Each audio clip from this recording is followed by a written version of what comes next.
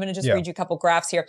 The Justice Department on Tuesday filed felony charges against New Jersey Democratic Representative LaMonica McIver for allegedly assaulting a federal law enforcement officer during a clash earlier this month between protesters and police outside of a Newark, New Jersey ICE detention center.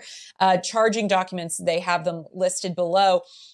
She was charged with assaulting, impeding, and interfering with law enforcement. Habba is this is the U.S. attorney for New Jersey saying this. His name is Habab, and they're a close Trump ally and served as his personal attorney in the criminal trial, which I also find really interesting. Ironic. That, how funny that they're all in bed together.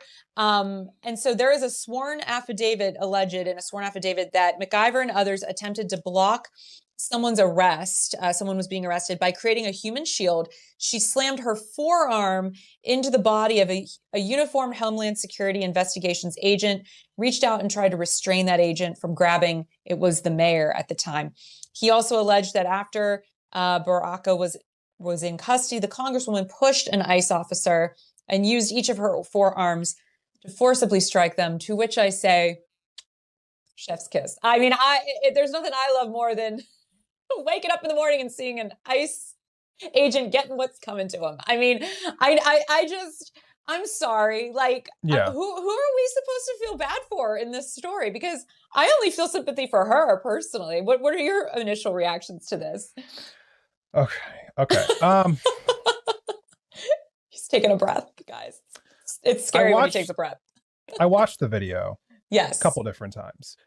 So basically, ICE agents intervened, tried to grab the Congresswoman. And like any normal person in that moment, she reacted by trying to push them off of her. Right. I got to tell you, because if anyone tries to put their hands on me, my first reaction is going to be, get the hell off of me.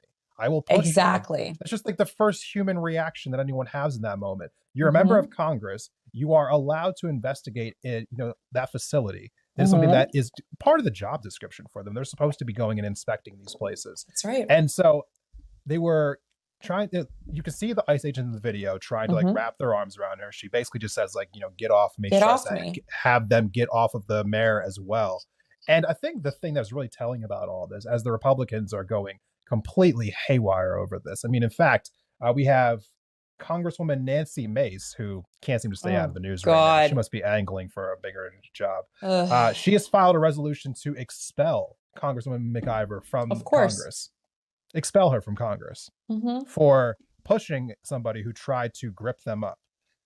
You can't make this up. These are such unserious people. But okay. The thing that's most telling about this, Congresswoman McIver was on CNN, after this whole event had happened. And the one thing that she noted is she was like, if we were doing something so wrong, then someone needs to explain why after this all went down, they still let us in the facility, gave us a tour of the place, and let us speak to detainees and do a full inspection after all that had went down. So even the people in the facility didn't think that anything had truly been done that was so nefarious, so heinous in that moment, because they still let her in to do her inspection, why she was there in the first place. So this is all a giant joke as far as I'm concerned. You want to talk about a real distraction story. Here's your distraction story in the sense of being like, she did not do anything wrong here. And it's laughable to me that the Republicans are trying to make her look like she's some violent criminal. And I loved how Jasmine Crockett was able to actually put videos up into, a House hearing just yesterday, showing footage of January 6th. I know. The footage of her and being like, okay, who's the real criminal here? Look who the Republicans are actually demonizing and look who they protect. Yeah. Well, and I'd like to also share this statement. After the charges were announced, McIver said that the charges are purely political and mischaracterize and distort what happened outside Delaney Hall. Paul J. Fishman, an attorney for McIver, said it was a spectacularly inappropriate thing to charge her over the Delaney Hall incident, and that ICE agents chose to escalate what should have been a peaceful situation into chaos. And I think that really does sum up what went down here, right? And once again, I'm also just really annoyed in general that anyone would I'm annoyed in general by this whole situation because of the reality that we shouldn't even be in this situation. Like, we have allowed ICE so much leeway, just like we've allowed the police so much leeway over the years. And I don't think ICE could have gotten to this level and this place had we not put real restrictions on what police could have done and could be doing in their own communities. But because we refuse to rein in our cops, these guys feel like they have carte blanche. And that's what's really concerning to me. These ICE agents are nothing more than a bunch of bullies.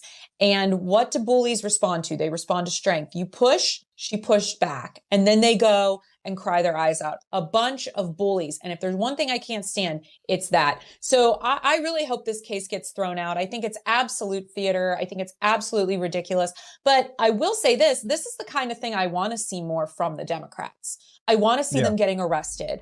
I want to see them pushing back. I want them to go into spaces that they're being told they don't have the authority to be in. I want to see that, because that shows to me that they know that the spaces that we're in right now are not normal. Because the more that we continue to normalize this behavior, the more that the Cory Bookers of the party continue to vote for Republican appointees, the less— You stole that one from me. Oh no! The less you can expand on it, but the less we're going to have a chance to undo this damage before it gets away with us. We're on a runaway train, and I still think there's a chance to get us back on track, but it's going to take good trouble. And this, to me, is what that is. And you got to actually put your neck out there a little bit. It's such basic politics. Yeah. It really is. I mean, and this is why I think I rolled my eyes so much in the beginning of this term when I would hear Democrats like Hakeem Jeffries, say things to the effect of like, well, what do you want us to do? Well, what do you want us to do? It's like you act as if, legislative power is the only power that you have as members of Congress. In fact, your soft power is actually more prevalent all of the time. Yep. All of the time. Your actions, your showing up to certain events, so what you say on TV, like what you're saying on social media, the testimonies you're making within the chambers, like these have always to a degree had more power because of the fact there's so much gridlock in Washington that your voice, your pulpit has always been the most, important thing that you can use on a day-to-day basis. So yes, absolutely love this. Absolutely despise seeing Cory Booker vote to confirm a member of Trump's family, which we don't need to go there today, but this is the reason why I was so sour on Booker the last time we had this conversation about him. I was like, well, just give it a few minutes. We'll see what happens next. No, it's true. It's like you can't get excited about these people doing their jobs, because the minute you do, because you and I, we were both very skeptical about his intentions, and unfortunately we were proven right on that, and just give us some more time, see what he does next. Exactly. If anybody's just joining us, I'm Natalie Bencivenga, and I'm with my friend Desmond Price of Independent Thought. Desmond, if people want to subscribe to our newsletters, where can they go? How can they do that? Because that's a good thing. We want that. Subscribe at the top of the screen here. Go ahead and click on that right now. You should be able to subscribe to both of our publications. If you're watching the playback of this right now, whether that's on YouTube or Spotify or on Substack as well, there will be links in the episode description. You'll be able to subscribe to our stuff from there. Amazing. Good spiel. Good spiel, friend. Okay, let's move it along.